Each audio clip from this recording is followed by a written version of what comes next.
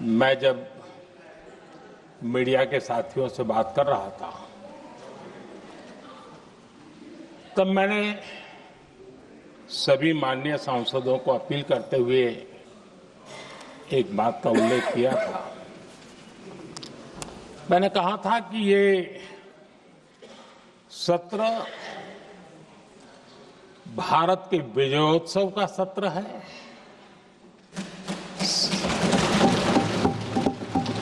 संसद का ये सत्र भारत के गौरवगान का सत्र है।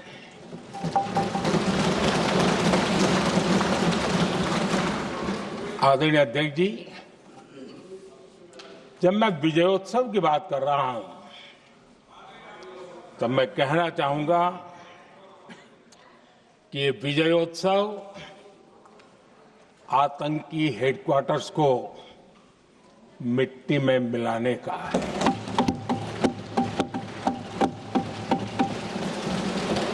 जब मैं विजयोत्सव कहता हूं तो ये विजयोत्सव सिंदूर की सौगंध पूरा करने का है।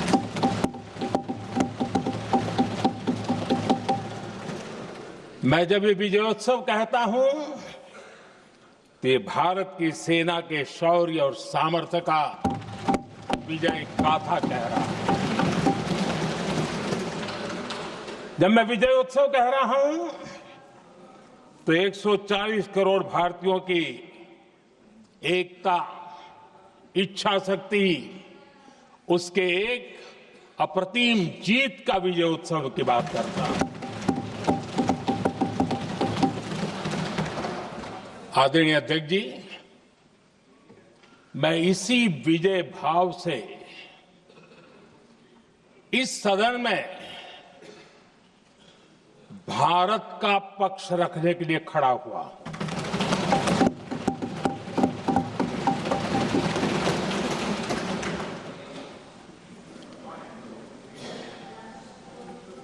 और जिन्हें भारत का पक्ष नहीं दिखता है उन्हें मैं आईना दिखाने के लिए खड़ा हुआ।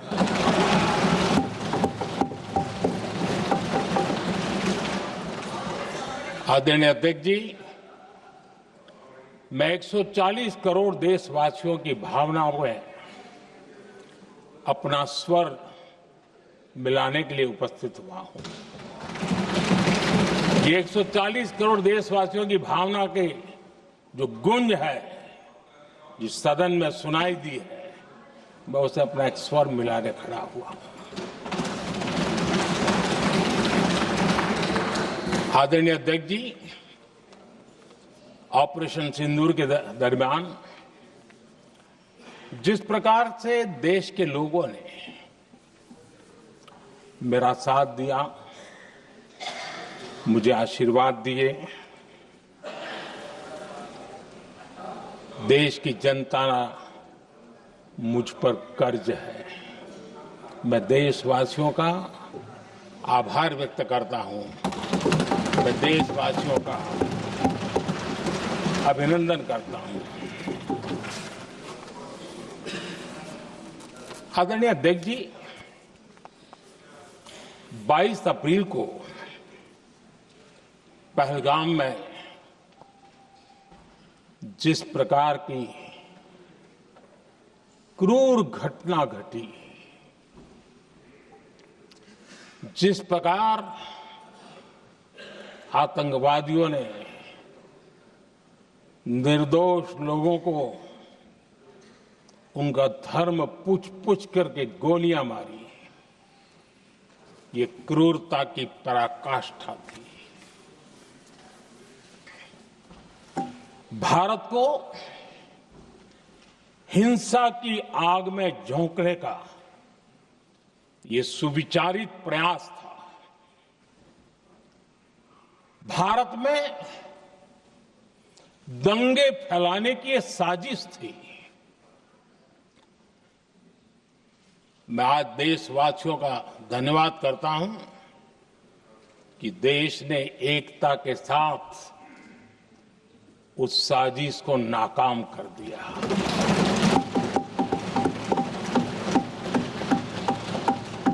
आदरणीय अध्यक्ष जी,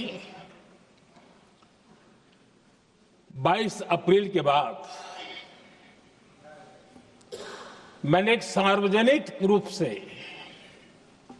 और विश्व को समझ में आए इसलिए कुछ अंग्रेजी में भी वाक्यों का प्रयोग किया था और मैंने कहा था कि हमारा संकल्प है, हम आतंकियों को मिट्टी में मिला देंगे।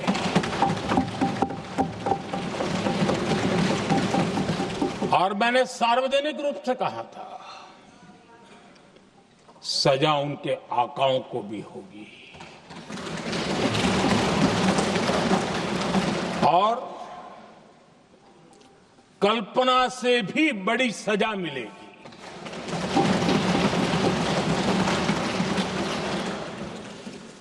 22 अप्रैल को मैं विदेश था,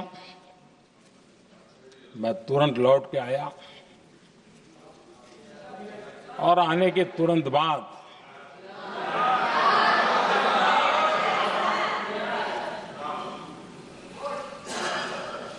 मैंने एक बैठक बुलाई और उस बैठक में हमने साफ साफ निर्देश दिए कि आतंकवाद को करारा जवाब देना होगा और ये हमारा राष्ट्रीय संकल्प है। आदरणीय अध्यक्ष जी, हमें हमारे सैन्य बलों की क्षमता पर पूरा विश्वास है, पूरा भरोसा है उनकी क्षमता पर, उनके सामर्थ्य पर, उनके साहस पर। सेना को कार्रवाई की खुली छूट दे दी गई और यह भी कहा गया कि सेना तय करें कब, कहां, कैसे, किस प्रकार से। ये सारी बातें उस मीटिंग में साफ साफ कह दी गई और कुछ बातें उसमें से मीडिया में शायद रिपोर्ट भी हुई है।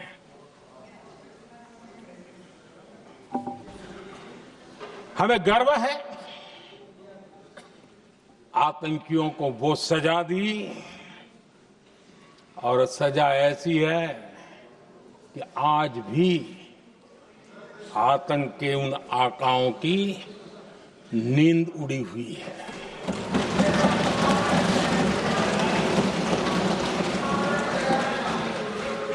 आदरणीय अध्यक्ष जी, मैं हमारी सेना की सफलता के उससे जुड़े भारत के उस पक्ष को सदन के माध्यम से देशवासियों के सामने रखना चाहता हूं।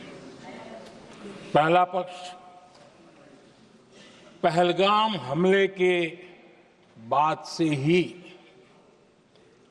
पाकिस्तानी सेना को अंदाजा लग चुका था कि भारत कोई बड़ी कार्रवाई करेगा। उनके तरफ से न्यूक्लियर की धमकियों के भी बयान आना शुरू हो चुके थे। भारत ने 6 मई रात और 7 मई सुबह जैसा तय किया था वैसी कार्रवाई की और पाकिस्तान कुछ नहीं कर पाया। 22 मिनट में 22 अप्रैल का बदला निर्धारित लक्ष्य के साथ हमारी सेना ने ले लिया। दूसरा पक्ष, आदरणीय अध्यक्ष जी, पाकिस्तान के साथ हमारी लड़ाई तो कई बार हुई है, लेकिन ये पहली ऐसी भारत की रणनीति बनी कि जिसमें पहले जहां कभी नहीं गए थे वहां हम पहुंचे, पाकिस्तान के कोने कोने में आतंकी अड्डों को धुआं धुआं कर दिया गया।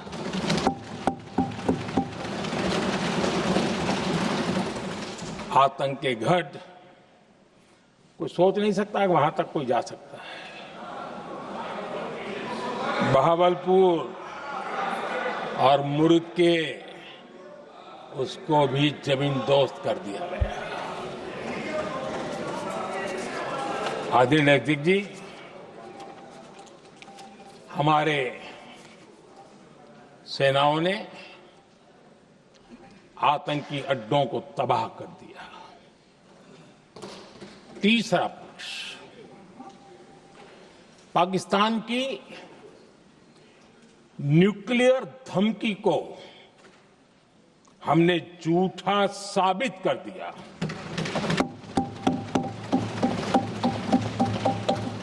भारत ने सिद्ध कर दिया कि न्यूक्लियर ब्लैकमेलिंग अब नहीं चलेगा और न ही ये न्यूक्लियर ब्लैकमेलिंग के सामने भारत झुकेगा। आदरणीय अध्यक्ष जी, चौथा पक्ष, भारत ने दिखाई अपनी तकनीकी क्षमता। पाकिस्तान के सीने पर सटीक प्रहार किया। पाकिस्तान के एयरबेस एसेट्स को भारी नुकसान हुआ और आज तक उनके कई एयरबेस आईसीयू में पड़े हैं। आज टेक्नोलॉजी आधारित युद्ध का युग है। ऑपरेशन सिंदूर इस महारत में भी सफल सिद्ध हुआ है।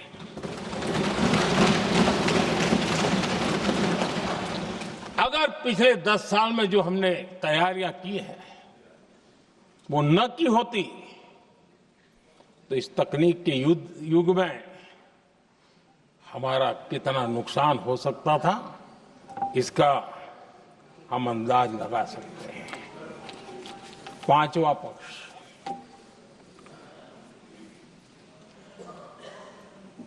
ऑपरेशन सिंदूर के दरमियान पहली बार हुआ जब आत्मनिर्भर भारत की ताकत को दुनिया ने पहचाना। Made in India drone, made in India missile ने पाकिस्तान के हथियारों की पोल खोल करके रख दी।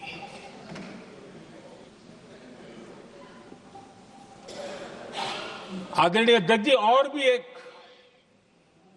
महत्वपूर्ण काम जो हुआ है, वैसे जब राजीव गांधी जी थे उस समय उनके जो एक डिफेंस का काम देखने वाले एमओएस थे, उन्होंने जब मैंने सीडीएस की घोषणा की तो वो बहुत प्रसन्न होकर के मुझे मिलने आए थे और बहुत बहुत प्रसन्न थे वो। इस समय ऑपरेशन में नेवी, आर्मी, एयरफोर्स तीनों सेनाओं का जॉइंट एक्शन, इसके बीच की सिनर्जी, इसने पाकिस्तान के छक्के छुड़ा दिए।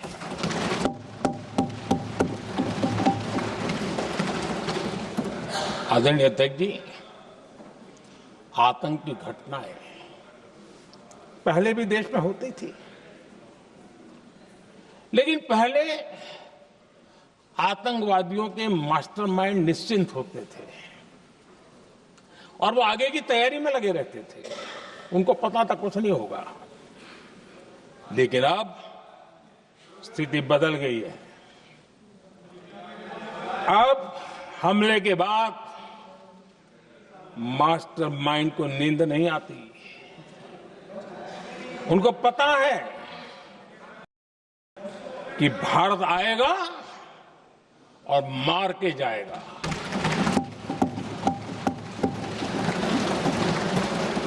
ये न्यू नॉर्मल भारत ने सेट कर दिया है।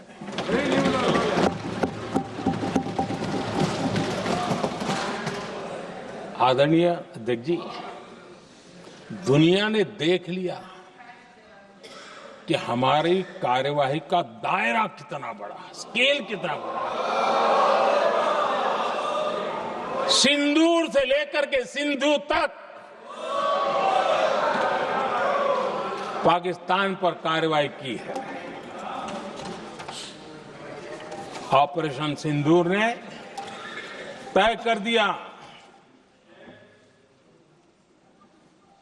कि भारत में आतंकी हमले की उसके आकाओं को और पाकिस्तान को भारी कीमत चुकानी पड़ेगी।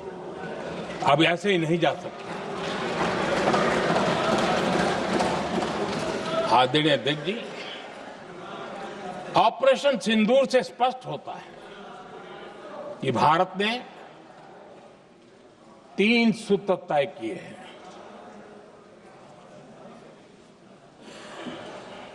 अगर भारत पर आतंकी हमला हुआ तो हम अपने तरीके से, अपनी शर्तों पर, अपने समय पर जवाब दे करके रहेंगे।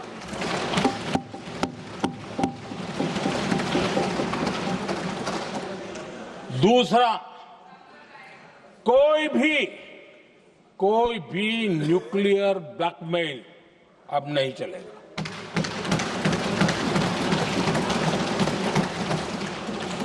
और तीसरा, हम आतंक की सरपरस्त सरकार और आतंक के आकाओं उनको अलग अलग नहीं देखेंगे। आदरणीय अध्यक्ष जी,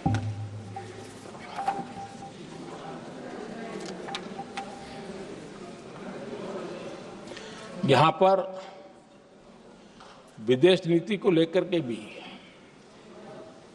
काफी बातें कही गई हैं।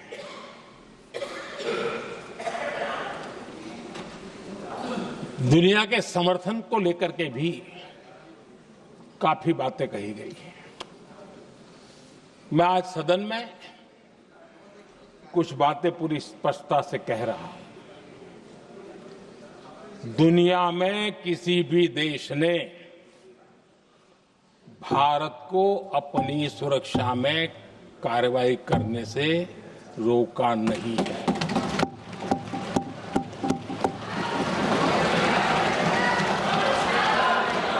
संयुक्त राष्ट्र 193 कंट्रीज,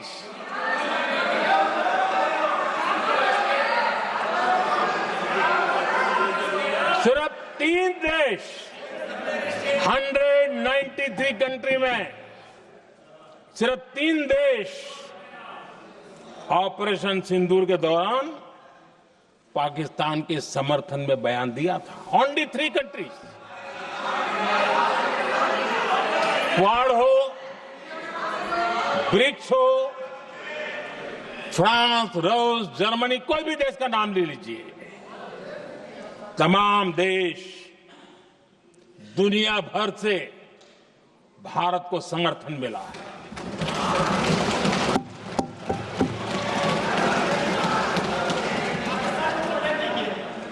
आदरणीय अध्यक्ष जी, दुनिया का समर्थन तो मिला, दुनिया के देशों का समर्थन मिला, माननीय, लेकिन ये दुर्भाग्य है कि मेरे देश के वीरों के पराक्रम को कांग्रेस का समर्थन नहीं।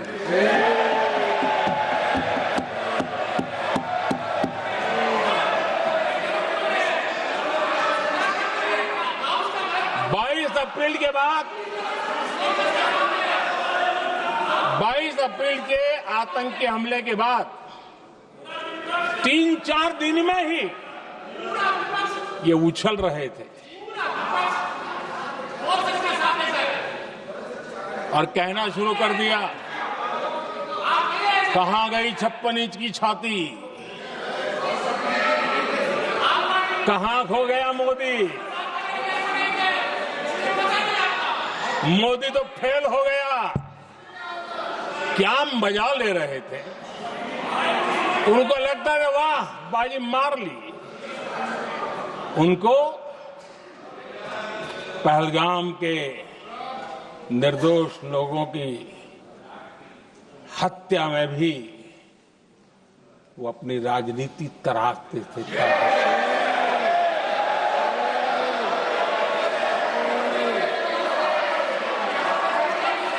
अपनी स्वार्थी राजनीति के लिए मुझ पर निशाना साध रहे थे, लेकिन उनकी ये बयानबाजी, इनका छिछोरापन देश के सुरक्षा बलों का मनोबल गिरा रहा था।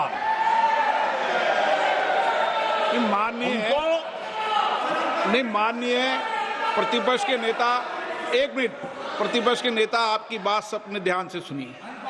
आप बेटे कांग्रेस कर रहे हैं और कुछ नेताओं को पीछे से, ये उचित नहीं है आपके लिए। न भारत के सामर्थ्य पर भरोसा है और न ही भारत की सेनाओं पर, इसलिए वो लगातार ऑपरेशन सिंदूर पर सवाल उठा रहे हैं। ऐसा करके आप लोग मीडिया में हेडलाइंस तो ले सकते हैं, लेकिन देशवासियों के दिलों में जगह नहीं बना सकते।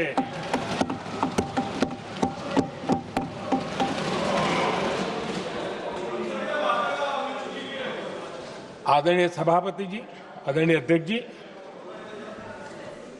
10 मई को भारत ने ऑपरेशन सिंदूर के तहत हो रहे एक्शन को रोकने की घोषणा की। इसको लेकर यहां भांति भांति की बातें कही गई। ये वही प्रोपेगेंडा है जो सीमा पार से फैलाया गया है। कुछ लोग सेना द्वारा दिए गए तथ्यों की जगह पाकिस्तान के झूठ प्रचार को आगे बढ़ाने में जुटे हुए हैं,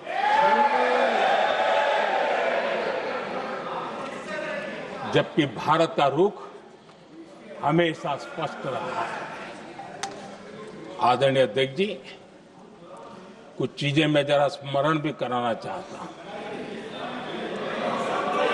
जब सर्जिकल स्ट्राइक हुआ, उस समय हमने लक्ष्य तय किया था, हमारे जवानों को तैयार करके, कि हम उनके इलाके में जाकर के आतंकियों के जो लॉन्चिंग पैड है उनको नष्ट करेंगे। और सर्जिकल स्ट्राइक, एक रात के उस ऑपरेशन में हमारे लोग सूर्योदय होते होते काम पूरा करके वापस आए। लक्ष्य निर्धारित था कि ये करना है। जब बालाकोट एयर स्ट्राइक किया तो हमारा लक्ष्य तय था कि आतंकियों के जो ट्रेनिंग सेंटर्स है, इस बार हम उसको तबाह करेंगे, और हमने वो भी करके दिखाया। ऑपरेशन सिंदूर के समय हमारा लक्ष्य तय था, और हमारा लक्ष्य था कि आतंक के जो एपी सेंटर है और पहलगाम के आतंकियों को जहां से पुरजोश योजना बनी, ट्रेनिंग मिली, व्यवस्था मिली, उस पर हमला करेंगे। हमने उनके नाभि पर हमला कर दिया।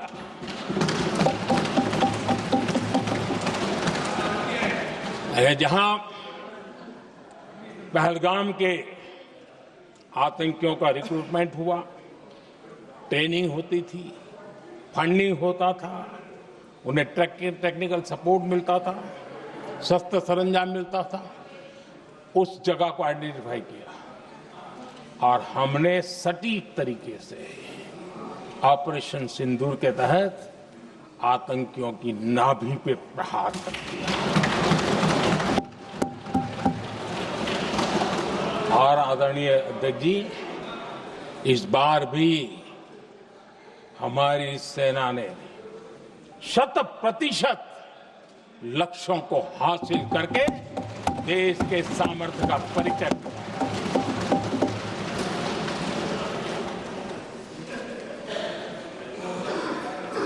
कुछ लोग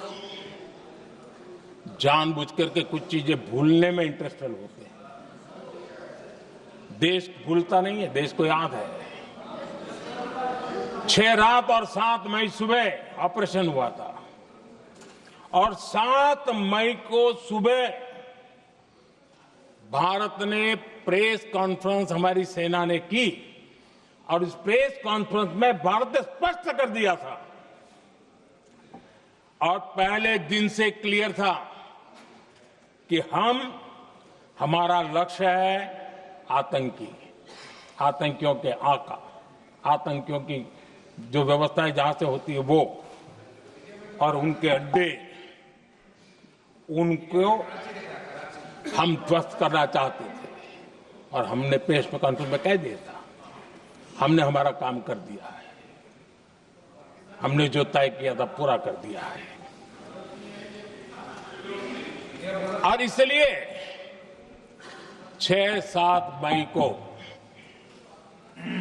ऑपरेशन हमारा संतोषजनक होने के तुरंत बाद कल जो राजनाथ जी ने कहा था, मैं डंके की चोट पर दोबारा दोहराता हूं, भारत की सेना ने पाकिस्तान की सेना को चंद मिनटों में बता दिया कि हमारा ये लक्ष्य था, हमने ये लक्ष्य पूरा कर दिया है, ताकि उनको पता चले और हमें भी पता चले कि उनके दिल दिमाग में क्या चलता है।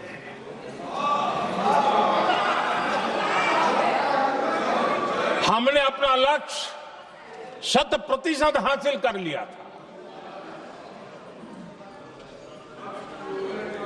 और पाकिस्तान में समझदारी होती तो आतंकियों के साथ खुलेआम खड़े रहने की गलती न करता। उसने निर्लज्ज होकर के आतंकवादियों के साथ खड़े रहने का फैसला किया। हम पूरी तरह तैयार थे, हम भी मौके की तलाश में थे, लेकिन हमने दुनिया को बताया था कि हमारा लक्ष्य आतंकवाद है, आतंकवादी आका है, आतंकवादी ठिकाने हैं, वो हमने पूरा कर दिया। लेकिन जब पाकिस्तान ने आतंकियों की मदद में आने का फैसला किया और मैदान में उतरने की हरकत की, तो भारत की सेना ने सालों तक याद रह जाए ऐसा करारा जवाब दे करके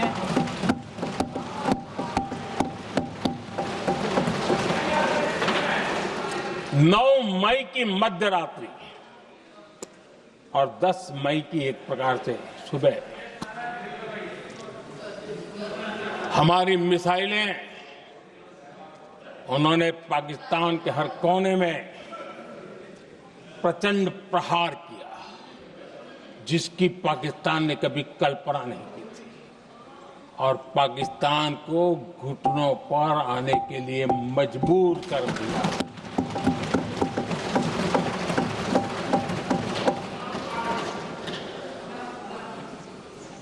और आपने टीवी में भी देखा है, वहां से क्या बयान आते थे।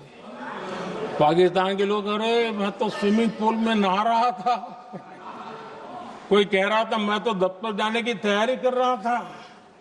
हम कुछ सोचे पहले तो भारत ने तो हमला कर दिया।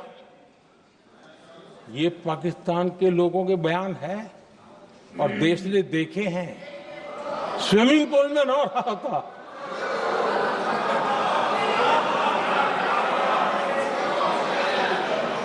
और जब इतना कड़ा प्रहार हुआ,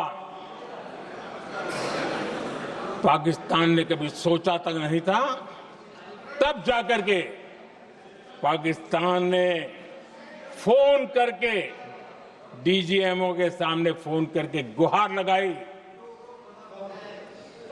बस करो, बहुत मारा, अब ज्यादा मार झेलने की ताकत नहीं है, प्लीज हमला रोक दो। ये पाकिस्तान के डीजीएमओ का फोन था। और भारत ने तो पहले दिन ही कह दिया था, 7 तारीख सुबह की प्रेस देख लीजिए, कि हमने हमारा लक्ष्य पूरा कर दिया है, अगर आप कुछ करोगे तो महंगा पड़ेगा। और आप धीरे ऐसे कैसे चलता है? प्लीज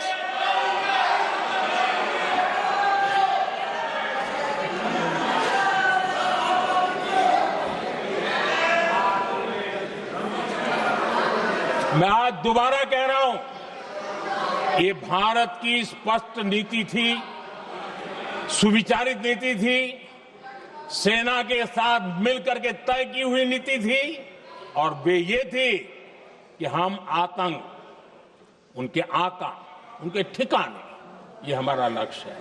और हमने कहा, पहले दिन प्रेस कॉन्फ्रेंस में कहा है कि हमारा एक्शन नॉन एक्सीलेटरी है, ये हमने कह करके किया है।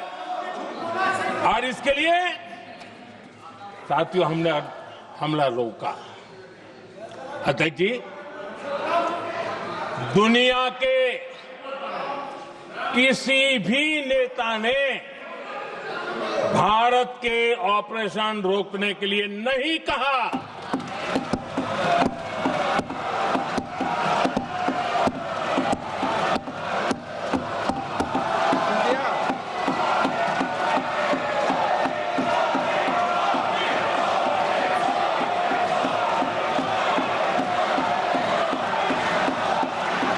उसी दौरान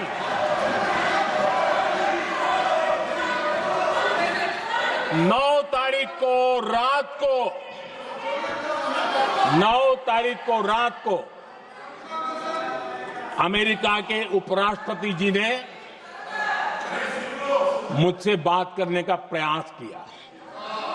वो घंटे भर कोशिश कर रहे थे, लेकिन मेरी सेना के साथ मीटिंग चल रही थी, तो मैंने उनका फोन उठा नहीं पाया। बाद में मैंने उनको कॉल बैक किया। मैंने कहा कि आपका फोन था, 3-4 बार आपका फोन आ गया, क्या है? तो अमेरिका के उपराष्ट्रपति जी ने मुझे फोन पे बताया कि पाकिस्तान बहुत बड़ा हमला करने वाला है, ये उन्होंने मुझे बताया। मेरा जो जवाब था, जिनको समझ नहीं आता है उनको तो नहीं आएगा,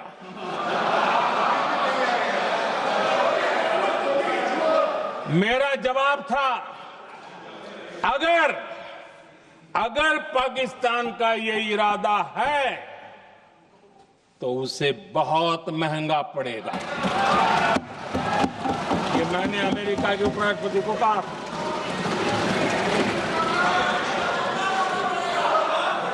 अगर पाकिस्तान हमला करेगा तो हम बड़ा हमला कर करके जवाब देंगे, ये मेरा जवाब था।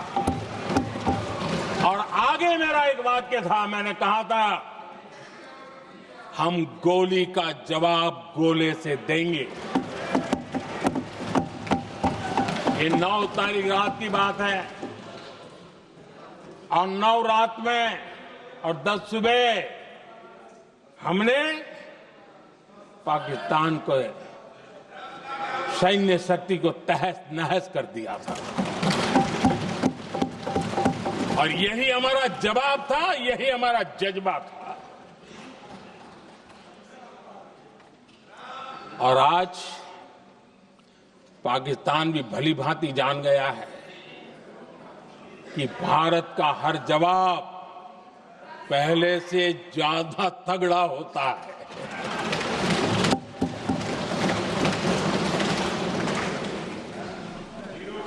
उसे यह भी पता है कि अगर भविष्य में नौबत आई तो भारत आगे कुछ भी कर सकता है। और इसलिए मैं फिर से लोकतंत्र के इस मंदिर में दोहराना चाहता हूं, ऑपरेशन सिंदूर जारी है।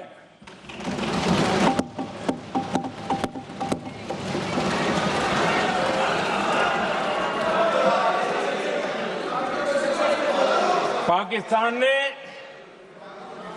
दुस्साहस की अगर कल्पना की तो उसे करारा जवाब दिया जाएगा।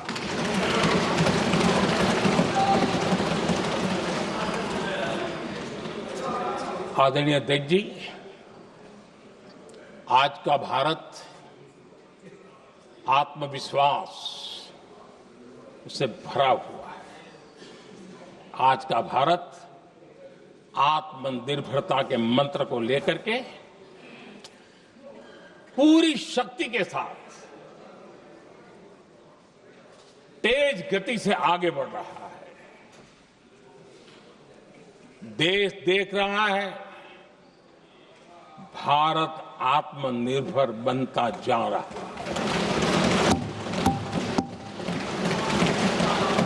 लेकिन देश ये भी देख रहा है कि एक तरफ तो भारत आत्मनिर्भरता की ओर तेज गति से आगे बढ़ रहा है, लेकिन कांग्रेस मुद्दों के लिए पाकिस्तान पर निर्भर होती जा रही है।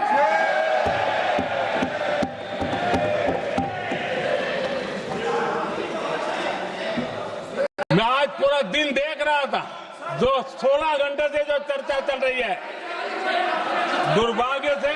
प्लीज बैठिए, सब जवाब दे दिया आपका, आप सुनते नहीं, सबका जवाब दे दिया। प्लीज दुर्भाग्य से सुनिए जवाब। कांग्रेस को पाकिस्तान के मुद्दे इंपोर्ट करने पड़ रहे हैं।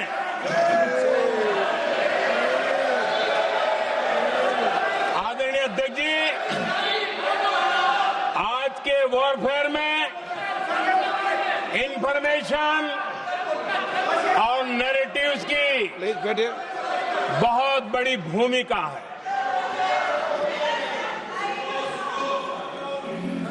नैरेटिव घड़ करके, एआई का भी भरपूर उपयोग करके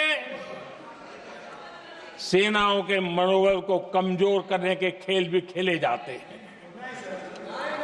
जनता के अंदर अविश्वास पैदा करने के भी भरपूर प्रयास होते हैं।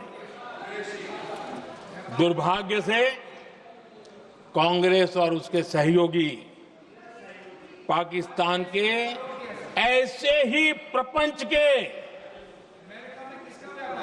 प्रवक्ता बन चुके हैं।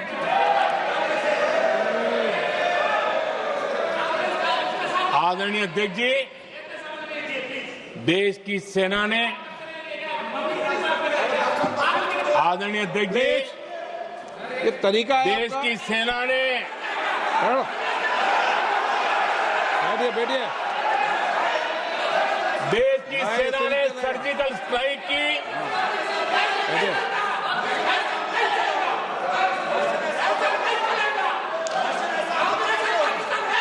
जय बैठे बैठे बैठे।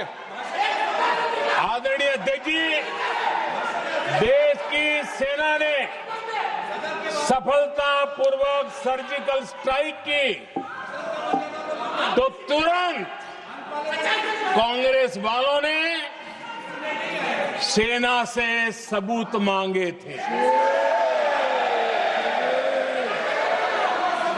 लेकिन जब उन्होंने देश का मूड देखा,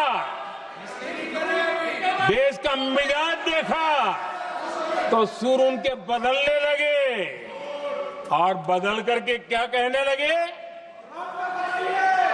कांग्रेस के लोगों ने कहा, ये सर्जिकल स्ट्राइक क्या बड़ी बात है, ये तो हमने भी की थी। एक ने कहा 3 सर्जिकल स्ट्राइक की थी, दूसरे ने कहा 6 सर्जिकल स्ट्राइक की थी, तीसरे ने कहा 15 सर्जिकल स्ट्राइक की थी। जितना बड़ा नेता उतना बड़ा आंकड़ा चल रहा था।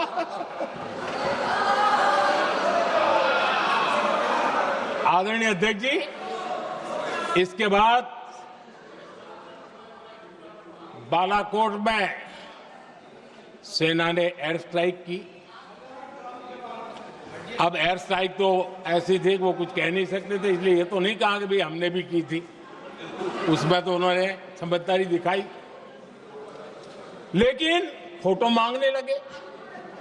एयर स्ट्राइक हुई तो फोटो दिखाओ, क्या कहां गिरा, क्या तोड़ा, कितना तोड़ा, कितने मरे, बस यही पूछते रहे। पाकिस्तान भी यही पूछता था, ये भी यही पूछते थे। इतना ही नहीं, आदरणीय अध्यक्ष जी, जब पायलट अभिनंदन पकड़े गए तो पाकिस्तान में तो खुशी का माहौल होना स्वाभाविक था कि उनके हाथ में भारत की सेना का एक पायलट उनके हाथ लगा था। लेकिन यहां पर भी कुछ लोग थे जो कानों कानों में कह रहे थे, अब मोदी फंसा, अब अभिनंदन वहां आए, मोदी ला करके दिखा दे, अब देखते हैं मोदी क्या करता है। आज डंके की चोट पर अभिनंदन वापिस आए।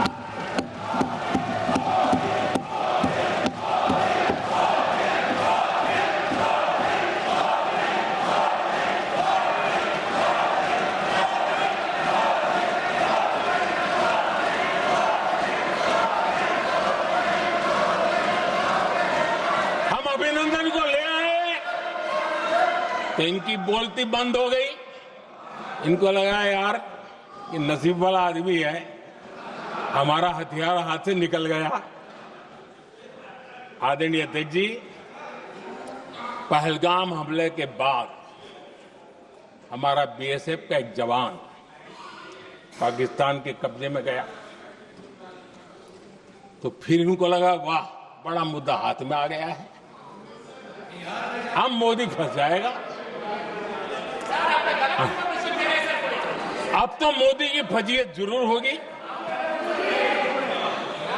और उनकी इकोसिस्टम ने सोशल मीडिया में बहुत सारी कथाएं वायरल की कि ये बीएसएफ के जवान का क्या होगा, उसके परिवार का क्या होगा, ये वापस आएगा, कब आएगा, कैसे आएगा, न जाने क्या क्या चला दिया।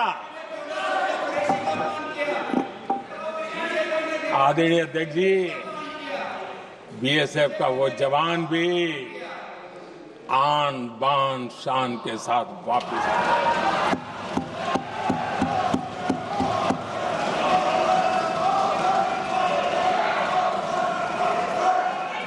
आतंकवादी रो रहे हैं, आतंकवादियों के आका रो रहे हैं, और उनको रोते देखकर यहां भी कुछ लोग रो रहे हैं।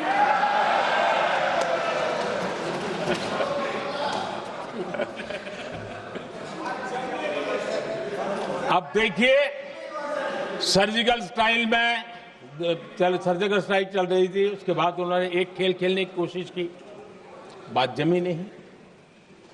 एयर स्ट्राइक हुई तो दूसरा खेल खेलने की कोशिश की, वो भी जमी नहीं।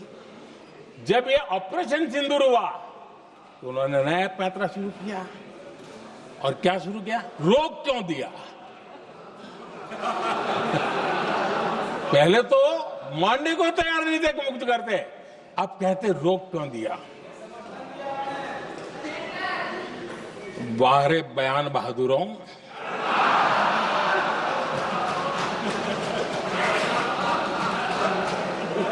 आपको विरोध का कोई न कोई बहाना चाहिए।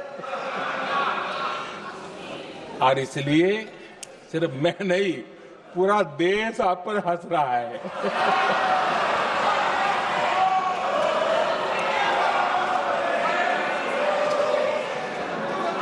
आदरणीय अध्यक्ष जी,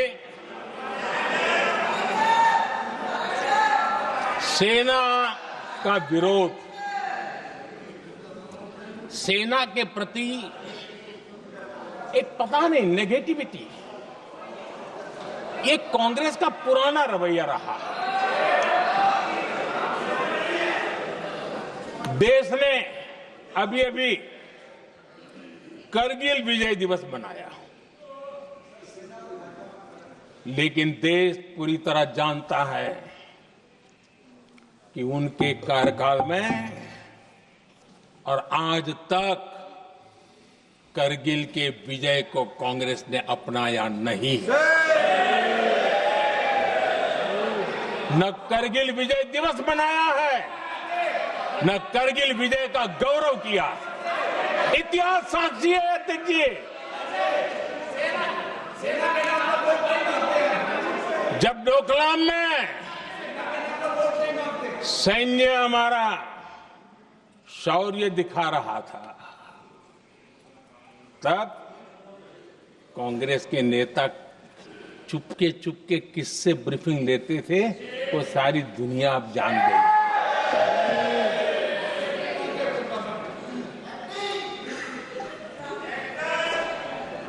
आप निकाल दीजिए पाकिस्तान के सारे बयान और यहां हमारा विरोध करने वाले लोगों के बयान, फुल स्टॉप कॉमा के साथ एक है। क्या कहेंगे इसको? और बुरा लगता है सच बोलते हैं तो।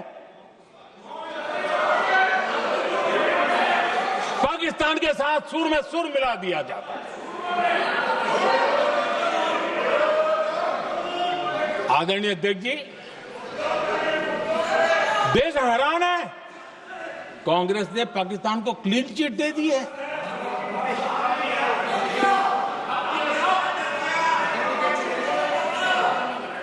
उनकी ये हिम्मत, और इनकी आदत जाती नहीं है, ये हिम्मत कि पहलगाम के आतंकी पाकिस्तानी थे, इसका सबूत दो।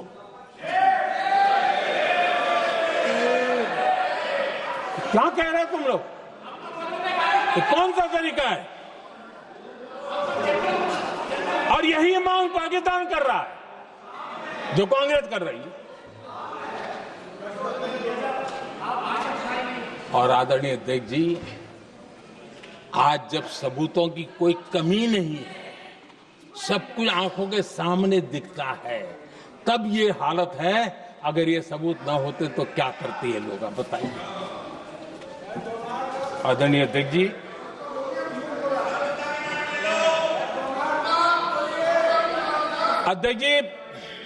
ऑपरेशन सिंदूर के एक पार्ट की तरफ तो चर्चा भी बहुत होती है, ध्यान भी जाता है, लेकिन देश के लिए कुछ गौरव की क्षणें होती हैं, ताकत की परिचय होता है, उसकी तरफ भी ध्यान जाना बहुत आकर्षित है।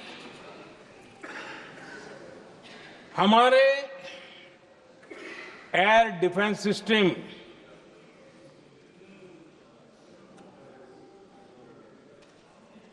दुनिया में इसकी चर्चा है। हमारे एयर डिफेंस सिस्टम ने पाकिस्तान की मिसाइल और ड्रोन्स उसको तिनके की तरफ बिखेर दिया था।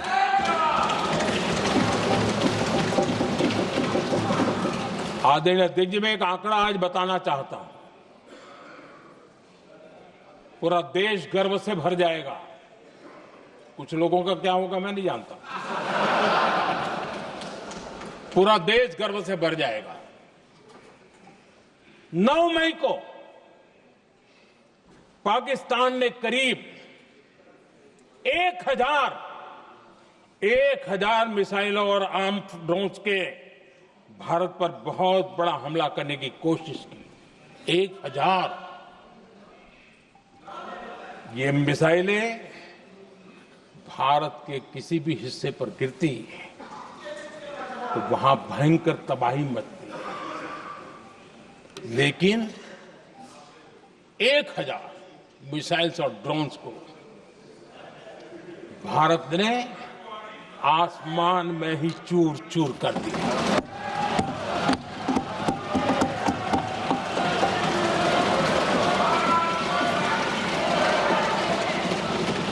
हर देशवासी को इससे गर्व हो रहा। लेकिन जैसे कांग्रेस के लोग इंतजार कर रहे थे, कुछ तो गड़बड़ होगी यार, मोदी मरेगा, कहीं तो फंसेगा।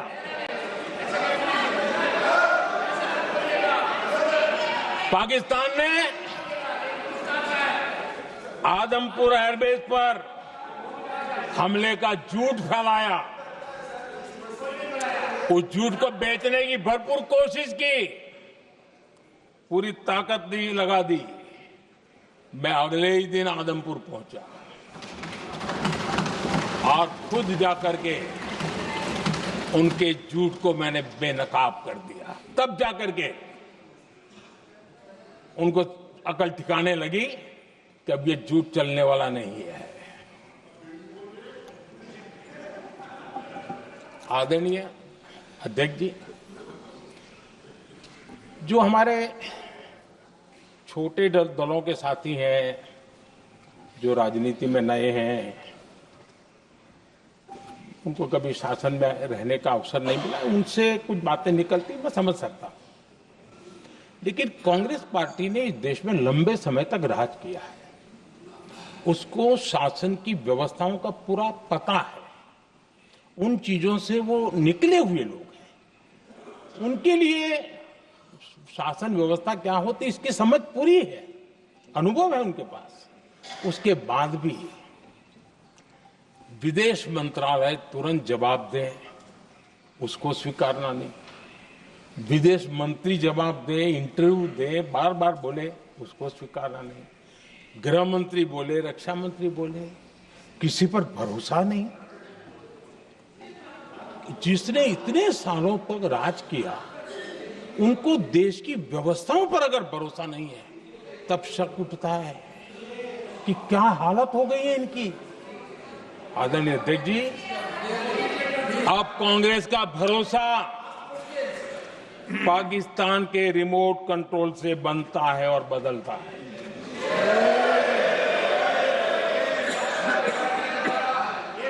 आदरणीय अध्यक्ष जी, एक बिल्कुल कांग्रेस के नए सदस्य, यानी उनको तो क्षमा करनी चाहिए, नए सदस्य को क्या कहेंगे, लेकिन कांग्रेस के आका जो उनको लिख करके देते हैं और उनसे बुलवाते हैं, खुद में हिम्मत नहीं है, उनसे बुलवाते हैं कि ऑपरेशन सिंदूर ये तो तमाशा था, ये आतंकवादियों ने जिन 26 लोगों को मौत के घाट उतारा था ना, उस भयंकर क्रूर घटना पर ये तेजाब छिड़कने वाला पाप है। तमाशा कहते हो? आपकी असहमति हो सकती है, और ये कांग्रेस के नेता बुलवाते हैं।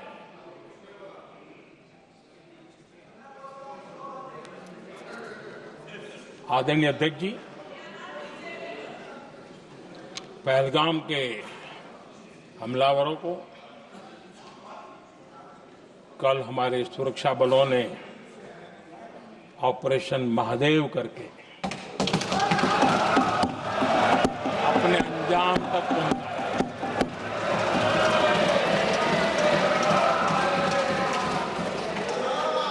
लेकिन मैं हैरान हूं कि यहां ठहाके लगा के पूछा गया कि आखिर ये कल ही क्यों हुआ।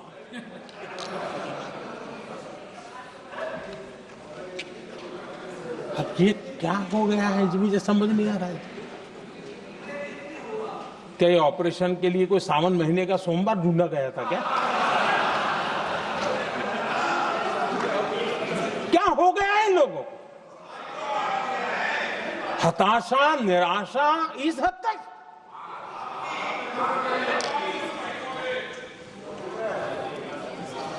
और देखिए मजा, पिछले कई सप्ताह से हाँ ऑपरेशन सिंदूर वगैरह तो ठीक है, पहलगाम के आतंकियों का क्या हुआ, पहलगाम के आतंकियों का। अब हुआ तो कल क्यों हुआ?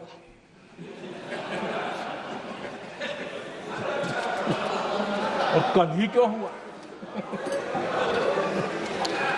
क्या हाल है अध्यक्ष जी का।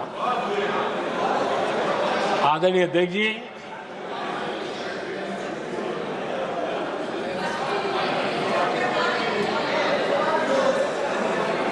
आदरणीय अध्यक्ष जी, शास्त्रों में कहा गया है, हमारे शास्त्रों में कहा गया है, शस्त्रेण रक्षिते राष्ट्रे, शस्त्रेण रक्षिते राष्ट्रे शास्त्र चर्चा प्रवर्तते। अर्थात जब राष्ट्र शस्त्र से सुरक्षित होते हैं तभी वहां शास्त्र की, ज्ञान की चर्चाएं जन्म ले पाती है। जब सीमा पर सेनाएं मजबूत होती है तभी लोकतंत्र प्रखर होता है। आदरणीय अध्यक्ष जी, ऑपरेशन सिंदूर बीते दशक में भारत की सेना के सशक्तिकरण का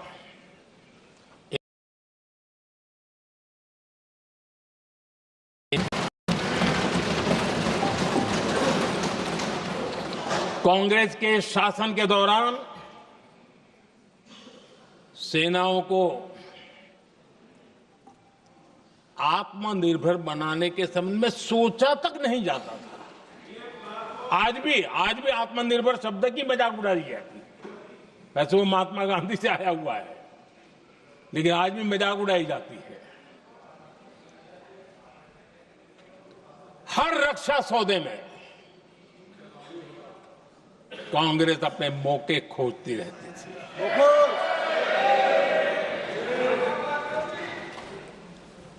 छोटे छोटे हथियारों को लिए विदेशों पर निर्भरता, ये इनका कार्यकाल रहा है। Bullet proof jacket, night vision camera तक नहीं होते थे। और लंबा लिस्ट है, जीप से शुरू होता है, बफो, हेलीकॉप्टर, हर चीज के साथ घोटाला जुड़ा हुआ है। आदरणीय अध्यक्ष जी, हमारी सेनाओं को आधुनिक हथियारों के लिए दशकों तक इंतजार करना पड़ा। आजादी के पहले, और इतिहास गवाह, एक जमाना था जब डिफेंस मैन्युफैक्चरिंग में भारत का आवाज सुनाई देती थी। जिस समय तलवारों से लड़ा जाता था ना, तब भी तलवारें भारत की श्रेष्ठ मानी जाती थी। हम डिफेंस के इक्विपमेंट में आगे थे। लेकिन आजादी के बाद जो एक मजबूत डिफेंस इक्विपमेंट मैन्युफैक्चरिंग का हमारा दायरा था, जो हमारा पूरा इकोसिस्टम था, उसको सोच समझ करके तबाह कर दिया गया, उसको दुर्बल किया गया।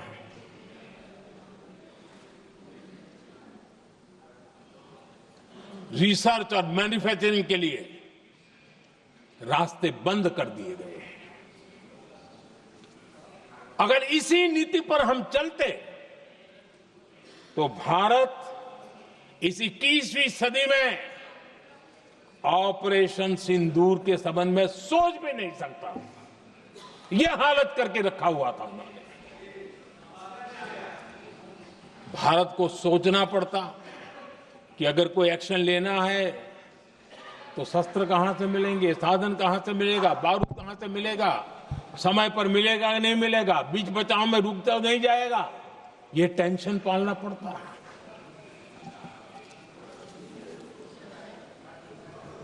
आदरणीय अध्यक्ष जी, बीते एक दशक में मेक इन इंडिया हथियार सेना को मिले, उन्होंने इस ऑपरेशन में बहुत निर्णायक भूमिका निभाई।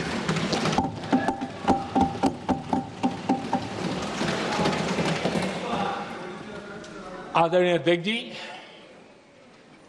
एक दशक पहले भारत के लोगों ने संकल्प लिया, हमारा देश सशक्त, आत्मनिर्भर और आधुनिक राष्ट्र बने।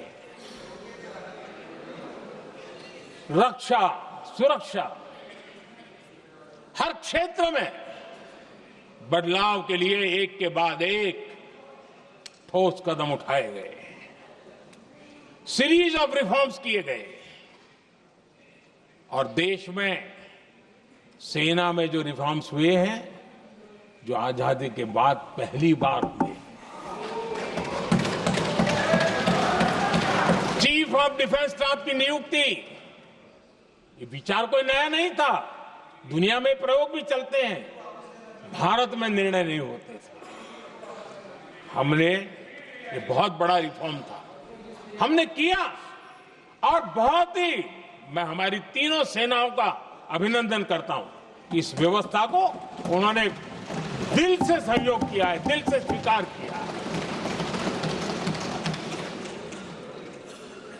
सबसे बड़ी ताकत ज्वाइंटनेस और इंटीग्रेशन की इस समय नेवी हो, एयरफोर्स हो, आर्मी हो, ये इंटीग्रेशन और ज्वाइंटनेस ने हमारी ताकत को अनेक गुना बढ़ा दिया और उसका परिणाम भी हमें नजर में आया है, ये हमने करके दिखाया है।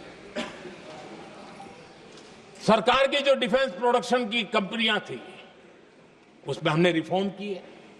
शुरुआत में वहां पर आग लगाना, आंदोलन करवाना, हड़तालें करवाने के खेल चल रहे थे, अभी भी बंद नहीं हुए हैं, लेकिन देश हित को सर्वोपरि मान करके उन डिफेंस इंडस्ट्री के हमारे जो लोग थे सरकारी व्यवस्था में, उन्होंने इसको मन से लिया, रिफॉर्म को स्वीकार किया और वो भी आज बहुत प्रोडक्टिव बन गए।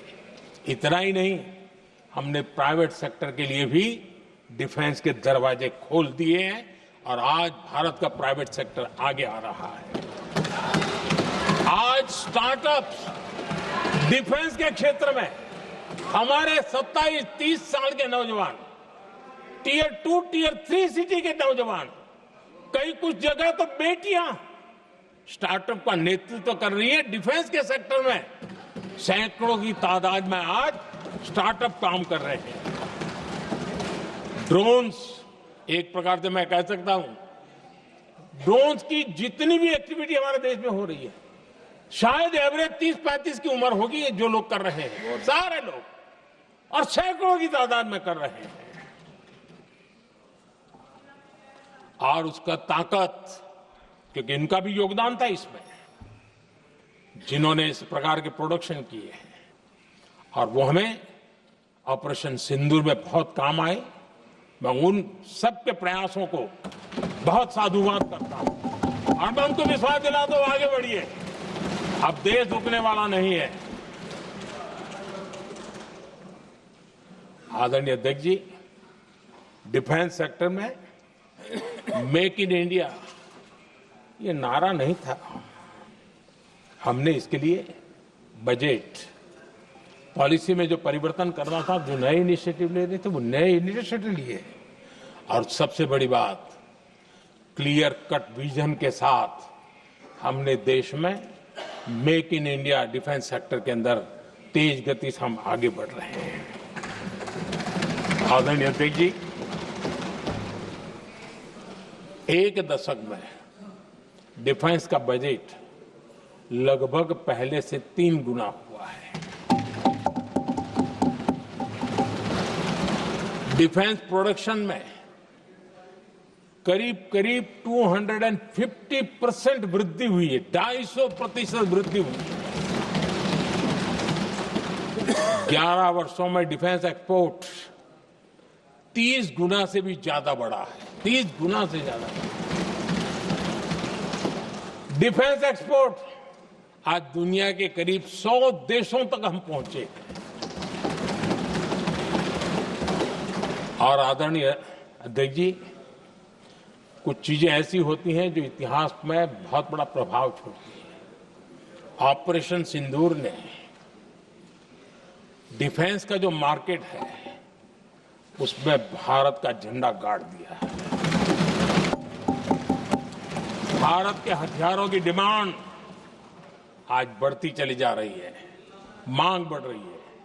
ये भारत में उद्योगों को भी बल देगी, एमएसएमई को बल देगी, हमारे नौजवानों को रोजगार देगी और हमारे नौजवान अपनी बनाई चीजों से दुनिया में अपनी ताकत का प्रदर्शन कर पाएंगे। ये आज दिख रहा है, मैं देख रहा हूं। डिफेंस के क्षेत्र में जो आत्मनिर्भर भारत की दिशा में हम जो कदम उठा रहे हैं, मैं हैरान हूं। कुछ लोगों को आज भी तकलीफ हो रही है, जैसे उनका खजाना लूट गया। ये कौन सी मानसिकता है? देश को ऐसे लोगों को पहचानना होगा। आदरणीय अध्यक्ष जी, मैं स्पष्ट करना चाहता हूं, डिफेंस में भारत का आत्मनिर्भर होना ये आज की शस्त्रों की स्पर्धा में के काल में विश्व शांति के लिए भी जरूरी है।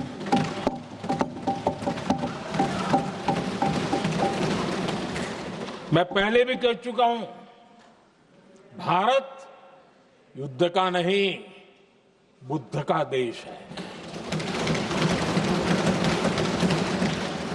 हम समृद्धि, शांति चाहते हैं, लेकिन हम ये कभी न भूले कि समृद्धि का और शांति का रास्ता शक्ति से ही गुजरता है।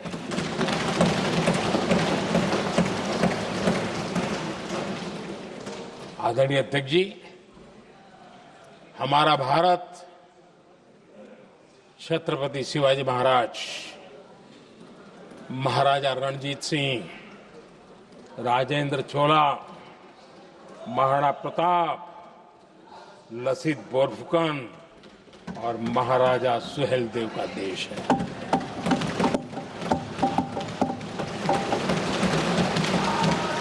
आदरणीय अध्यक्ष जी, हम विकास और शांति के लिए सामरिक सामर्थ्य पर भी फोकस करते हैं। आदरणीय अध्यक्ष जी, कांग्रेस के पास नेशनल सिक्योरिटी का विजन पहले था और आज तो सवाल ही नहीं उठता है।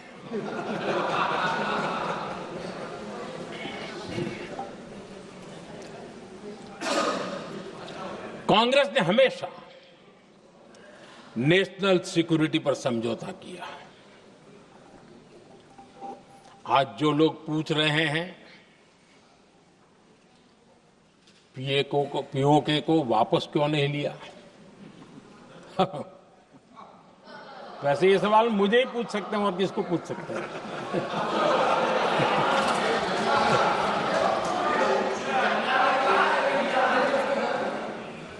लेकिन इसके पहले जवाब देना होगा पूछने वालों को।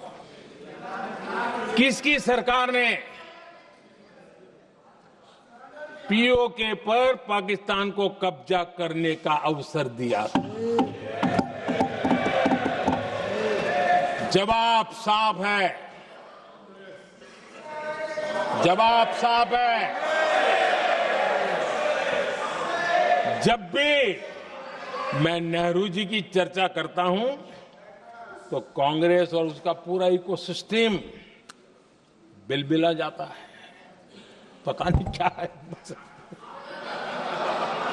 आदरणीय अध्यक्ष जी, हम एक शेर सुना करते थे, मुझे ज्यादा इसका ज्ञान तो नहीं है लेकिन सुनते थे।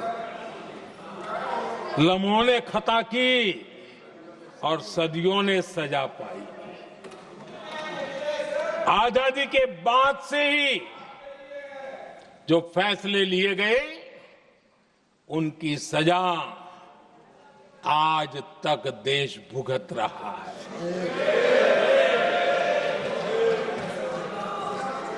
यहां बार बार एक बात का जिक्र हुआ और मैं फिर से करना चाहूंगा। अक्साई चीन की उस पूरे क्षेत्र को बंजर जमीन करार दिया गया, ये कह करके तो बंजर है। देश की 38,000 वर्ग किलोमीटर जमीन हमें खोनी पड़ी।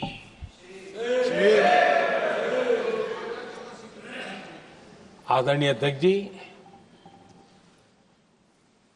मैं जानता हूं मेरी कुछ बातें चुभने वाली है। 1962 और 1963 के बीच कांग्रेस के नेता जम्मू कश्मीर के पूंछ, उरी, नीलम वैली और किशनगंगा को छोड़ देने का प्रस्ताव रख रहे थे। भारत की भूमि, आदरणीय अध्यक्ष जी, और वो भी लाइन ऑफ पीस के नाम पर किया जा रहा था। 1966 रण ऑफ कच्छ पर इन्हीं लोगों ने मध्यस्थता स्वीकार की। ये था उनका राष्ट्रीय सुरक्षा का विजन। एक बार फिर उन्होंने भारत का करीब 800 वर्ग किलोमीटर क्षेत्र पाकिस्तान को सौंप दिया, जिसमें छड़बेट भी शामिल है, कि कहीं उसको छड़ा बेट भी कहते हैं। 1965 की जंग में हाजीपीर पास को हमारी सेना ने वापस जीत लिया था, लेकिन कांग्रेस ने उसे फिर लौटा दिया। 1971 पाकिस्तान के 93,000 फौजी हमारे पास बंदी थे। पाकिस्तान का हजारों वर्ग किलोमीटर एरिया हमारी सेना ने कब्जा किया था। हम बहुत कुछ कर सकते थे, विजय की स्थिति में थे। उस दौरान अगर थोड़ी सा विजन होता, थोड़ी सी समझ होती, तो पीओके वापस लेने का निर्णय हो सकता। वो मौका था, वो मौका भी छोड़ दिया गया। अरे इतना ही नहीं, इतना सारा जब सामने टेबल पर था, अरे कम से कम करतारपुर साहब को तो ले सकते थे, वो ही नहीं कर पाया। 1974 श्रीलंका को कच्चथीवू द्वीप को गिफ्ट कर दिया गया। आज तक हमारे मछुआरे भाई बहनों को इससे परेशानी होती है, उनकी जान पर आफत आती है। क्या गुनाह था तमिलनाडु के मेरे फिशरमैन भाई बहनों का, आपने उनका हक छीन लिया और दूसरों को गिफ्ट कर दिया। कांग्रेस का दशकों से इरादा लेकर चल रही थी कि सियाचिन से सेना हटा दी जाए। आदरणीय अध्यक्ष जी, 2014 में देश ने इनको मौका नहीं दिया, वरना आज सियाचिन भी हमारे पास नहीं होता।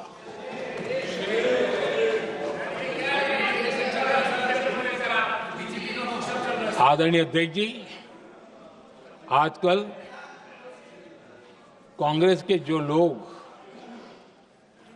हमें डिप्लोमेसी का पाठ पढ़ा रहे हैं,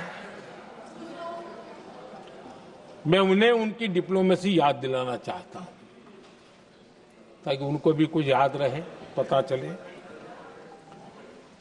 26/11 जैसे भयंकर हमले के बाद बहुत बड़ा आतंकी हमला था।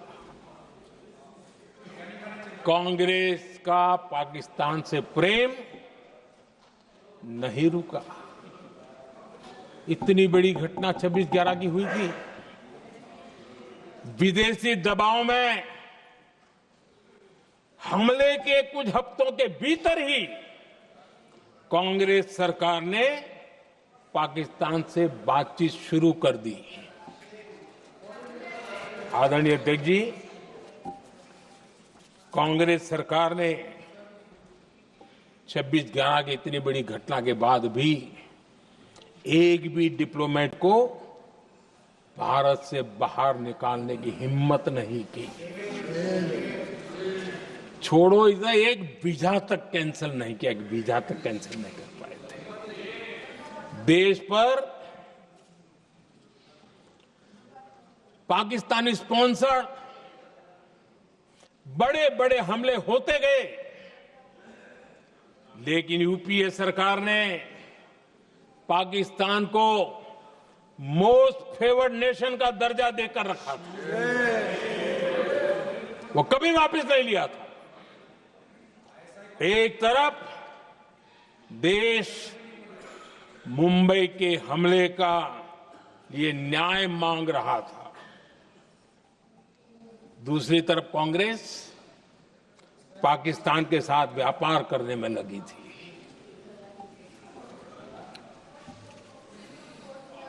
पाकिस्तान वहां से खून की होली खेलने वाले आतंकियों को भेजते रहे, और कांग्रेस यहां अमन की आश के मुशायरे किया करती थी। मुशायरे होते थे। हमने आतंकवाद और अमन की आस का ये वन वे ट्रैफिक बंद कर दिया।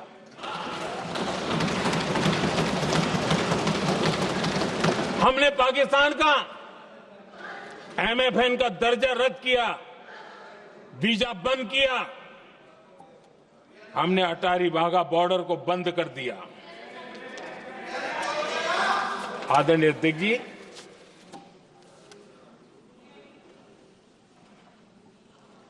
भारत के हितों को गिरवी रख देना ये कांग्रेस की पार्टी की पुरानी आदत है। इसका सबसे बड़ा उदाहरण सिंधु जल समझौता है। सिंधु जल समझौता किसने किया? नेहरू जी ने किया। और मामला किससे जुड़ा था?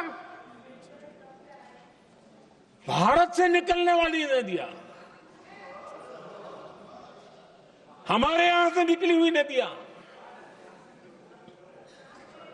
उसका वो पानी था।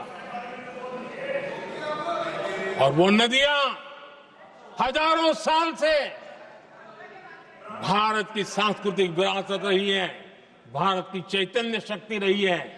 भारत को सुजलाम सुफलाम बनाने में उन नदियों का बहुत बड़ा योगदान रहा है। सिंधु नदी जो सदियों से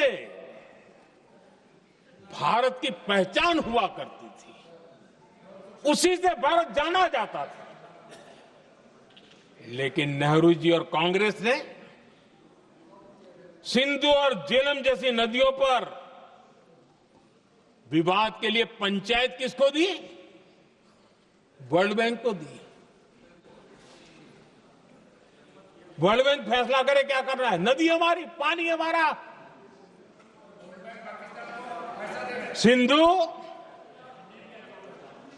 सिंधु जल समझौता सीधा सीधा भारत की अस्मिता और भारत के स्वाभिमान के साथ किया गया बहुत बड़ा धोखा था।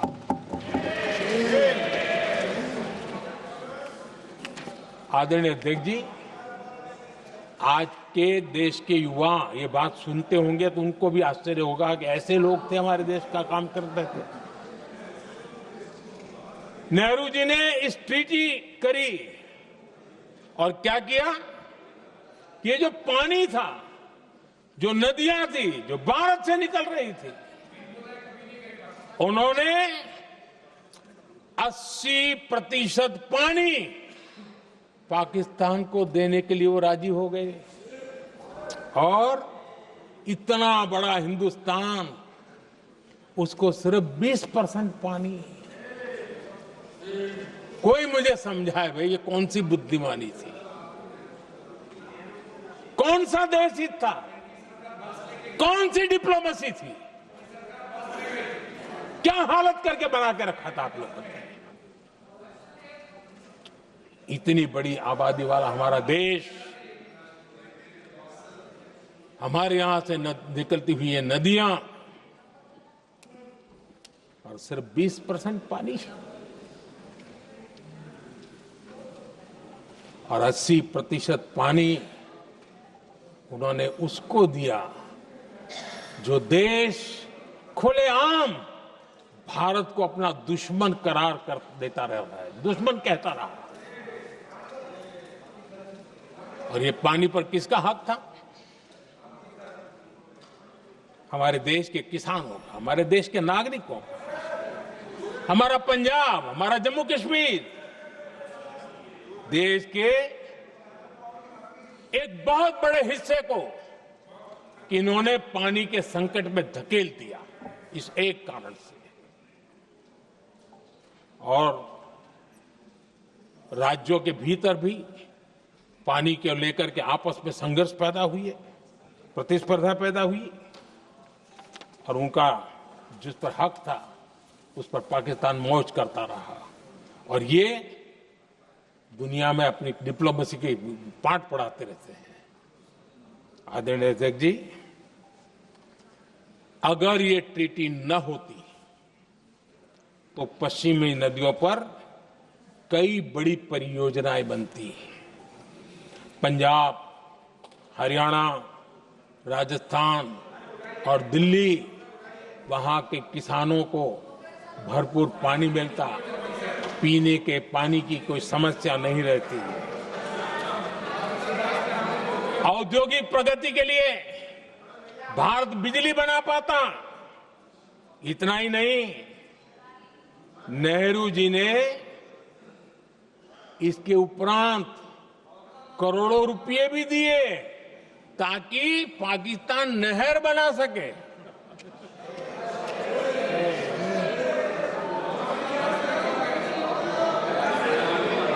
आदरणीय अध्यक्ष जी, इससे भी बड़ी बात, देश चौंक जाएगा।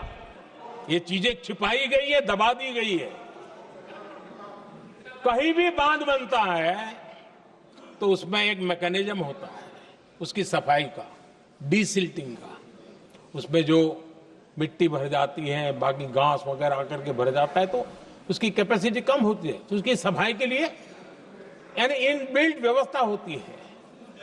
नेहरू जी ने पाकिस्तान के कहने पर यह शर्त स्वीकार की है कि इन बांध में जो मिट्टी आएगी, कूड़ा कचरा आएगा और बांध भर जाएगा, इसकी सफाई नहीं कर सकते, डीसिल्टिंग नहीं कर सकते हैं। बांध हमारे यहां, पानी हमारा, लेकिन निर्णय पाकिस्तान का कि आप डीसिल्टिंग नहीं कर सकते। इतना ही नहीं, जब इस बार मैं डिटेल में गया तो एक बांध तो ऐसा है कि जहां ये डीसिल्टिंग के लिए जो गेट होता है ना, उसको वेल्डिंग कर दिया गया है। ताकि कोई गलती से भी खोल करके वो मिट्टी को निकाल ना दे। पाकिस्तान ने नेहरू जी से लिखवा लिया था कि भारत बिना पाकिस्तान की मर्जी अपने बांधों में जमा होने वाली मिट्टी साफ नहीं करेगा, डिसिल्टिंग नहीं करेगा। ये समझौता देश के खिलाफ था और बाद में नेहरू जी को भी ये गलती माननी पड़ी। इस समझौते में निरंजन दास गुलाटी करके एक सज्जन उसमें जुड़े हुए थे। उन्होंने एक किताब लिखी है। उस किताब में उन्होंने लिखा है कि फरवरी 1961 में नेहरू ने उनसे कहा था, गुलाटी, मुझे उम्मीद थी कि यह समझौता अन्य समस्याओं के समाधान का रास्ता खोलेगा, लेकिन हम वहीं हैं जहां पहले थे। ये नेहरू जी ने कहा। नेहरू जी केवल तत्कालिक प्रभाव देख पा रहे थे, इसलिए उन्होंने कहा कि हम वहीं के वहीं हैं, लेकिन सच्चाई ये कि इस एग्रीमेंट के कारण देश बहुत पिछड़ गया, देश बहुत पीछे चल गया और देश का बहुत नुकसान हुआ। हमारे किसानों को नुकसान हुआ, हमारी खेती को नुकसान हुआ। और नेहरू जी उस डिप्लोमेसी को जानते थे जिसमें किसान का कोई वजूद ही नहीं था। यह हाल करके रखा था उन्होंने। आदरणीय अध्यक्ष जी, पाकिस्तान आगे दशकों तक भारत के साथ युद्ध और छद्म युद्ध, प्रॉक्सी वॉर करता ही रहा, लेकिन कांग्रेस की सरकारों ने बाद में भी सिंधु जल समझौते की तरफ देखा तक नहीं, नेहरू जी की गलती को सुधारा तक नहीं। आदरणीय अध्यक्ष जी, लेकिन अब भारत ने पुरानी गलती को सुधारा है, ठोस निर्णय लिया है। भारत ने नेहरू जी द्वारा किए गई बहुत बड़ी ब्लंडर, सिंधु जल समझौते को देश हित में, किसानों के हित में एबेंस में रख दिया है। देश का अहित करने वाला ये समझौता अब इस रूप में आगे नहीं चल सकता।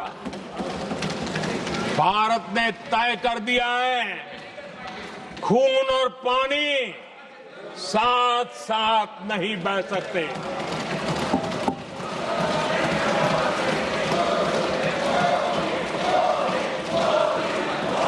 माननीय सदस्य, आप बहुत देर हो गई, आप उपनेता हैं, ये तरीका आप बैठे बैठे टोकते हैं, प्लीज, ये शोभा नहीं देता आपके लिए।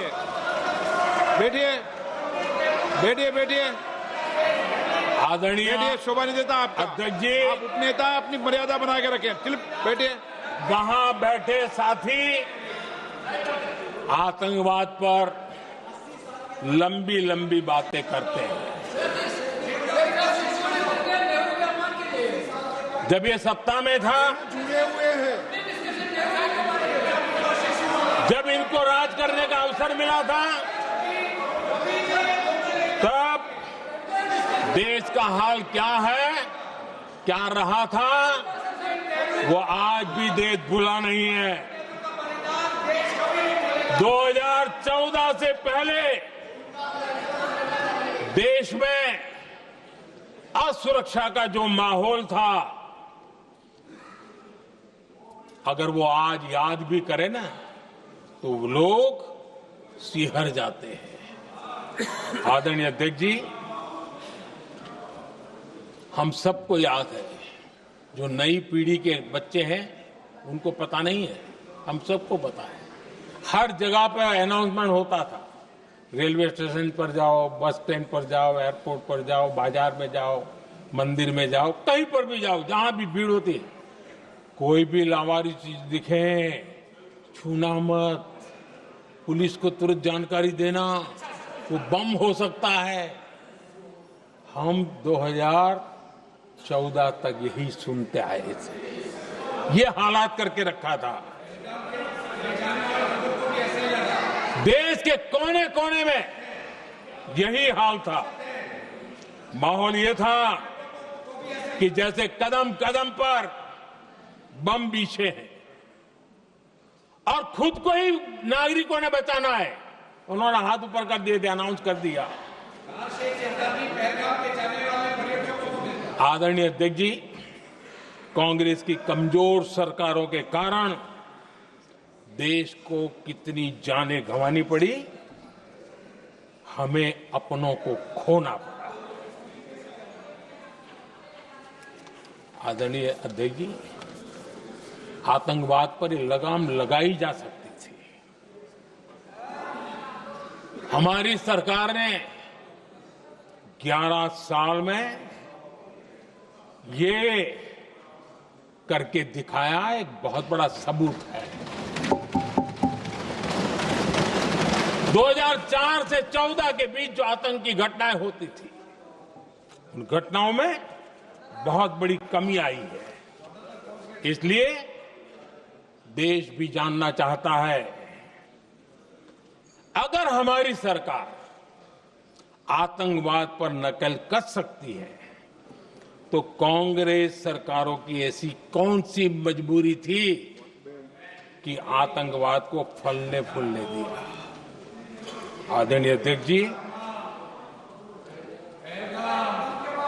कांग्रेस के राज में आतंकवाद अगर फला फूला है, तो उसका एक बड़ा कारण इनकी तुष्टीकरण की राजनीति है,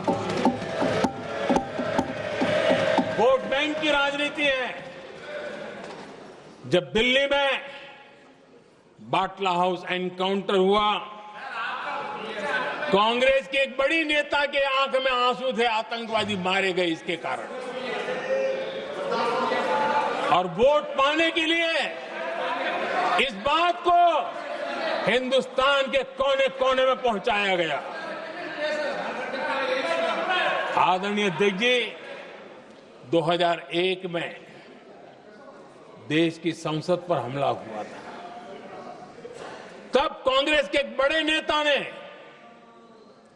अफजल गुरु को बेनिफिट ऑफ डाउट देने की बात कही थी। आदरणीय अध्यक्ष जी, मुंबई में 26/11 का इतना बड़ा आतंकी हमला हुआ,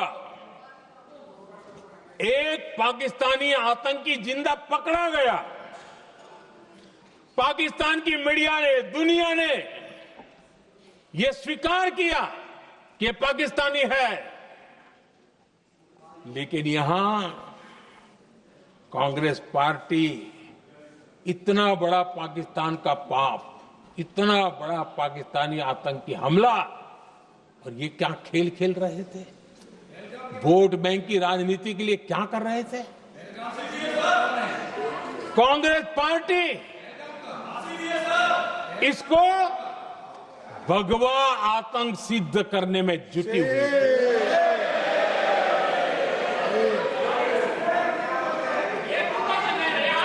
कांग्रेस दुनिया को हिंदू आतंकवाद की छड़ी बेचने में लगी हुई थी। कांग्रेस के एक नेता ने अमेरिका के बड़े राजनयिक को यहां तक कह दिया था कि लश्कर-ए तोयबा से भी बड़ा खतरा भारत के हिंदू ग्रुप है। यह कहा गया था। तुष्टीकरण के लिए कांग्रेस ने जम्मू कश्मीर में भारत का संविधान बाबा साहब आंबेडकर का संविधान, उसे जम्मू कश्मीर में पैर नहीं रखने दिए इन्होंने, घुसने नहीं दिया, उसे बाहर रखा। तुष्टीकरण और वोट बैंक की राजनीति के लिए कांग्रेस हमेशा देश की सुरक्षा को बलि चढ़ाती रही। आदरणीय अध्यक्ष जी, तुष्टीकरण के लिए ही कांग्रेस ने आतंकवाद से जुड़े कानूनों को कमजोर किया।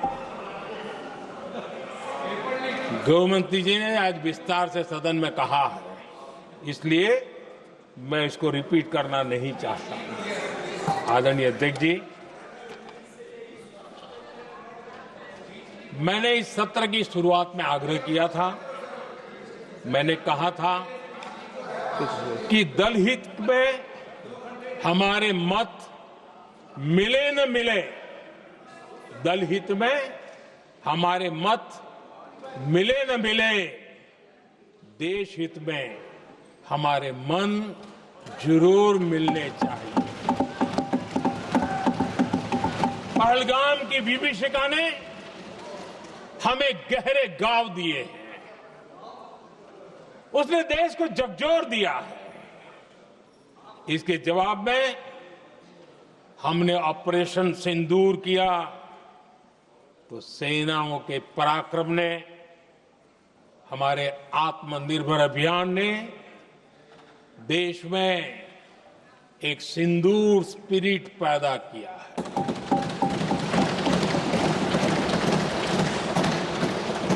ये सिंदूर स्पिरिट हमने तब भी देखी जब दुनिया भर में हमारे प्रतिनिधि मंडल भारत की बात बताने गए। मैं उन सभी साथियों को बहुत बहुत बधाई देता हूं। आपने बहुत ही प्रभावी ढंग से भारत की बात डंके की चोट पर दुनिया के सामने रखी। लेकिन मुझे दुख इस बात का है, हैरानी भी है, जो खुद को कांग्रेस के बड़े नेता समझते हैं, उनके पेट में दर्द हो रहा है कि भारत का पक्ष दुनिया के सामने क्यों रखा गया। शायद कुछ नेताओं को सदन में बोलने पर भी पाबंदी लगा दी गई। आदरणीय अध्यक्ष जी, इस मानसिकता से बाहर निकलने की जरूरत है। कुछ पंक्तियां मेरे मन में आती हैं, मैं अपने भाव व्यक्त करना चाहता हूं। आदरणीय अध्यक्ष जी,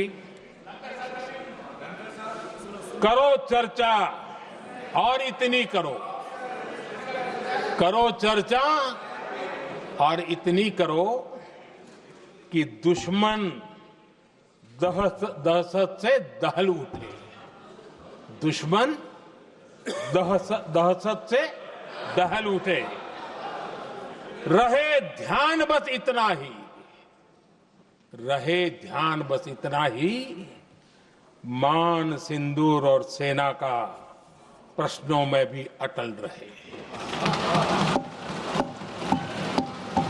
हमला मां भारती पर हुआ अगर, तो प्रचंड प्रहार करना होगा।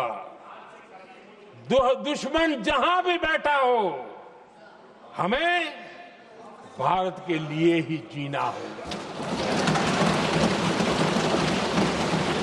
मेरा कांग्रेस के साथियों से आग्रह है कि एक परिवार के दबाव में पाकिस्तान को क्लीन चिट देना बंद कर दें। जो देश की विजय की क्षण है, कांग्रेस उसे देश के उपहास का क्षण न बनाए। कांग्रेस अपनी गलती सुधारें। मैं आज सदन में फिर स्पष्ट करना चाहता हूं, अब भारत आतंक की नर्सरी में ही आतंकियों को मिट्टी में मिलाएगा।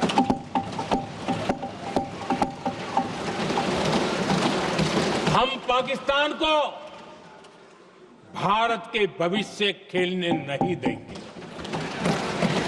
और इसलिए ऑपरेशन सिंदूर खत्म नहीं हुआ है, ऑपरेशन सिंदूर जारी है। और ये पाकिस्तान के लिए भी नोटिस है। वो जब तक भारत के खिलाफ आतंक का रास्ता रोकेगा नहीं, तब तक भारत एक्शन लेता रहेगा। भारत का भविष्य सुरक्षित और समृद्ध होगा, यही हमारा संकल्प है। इसी भाव के साथ मैं फिर से सभी सदस्यों को सार्थक चर्चा के लिए धन्यवाद देता हूं। और आदरणीय अध्यक्ष जी, मैंने भारत का पक्ष रखा है, भारत के लोगों की भावनाओं को व्यक्त किया है। मैं सदन का फिर से आभार व्यक्त करता हूं। बहुत बहुत धन्यवाद।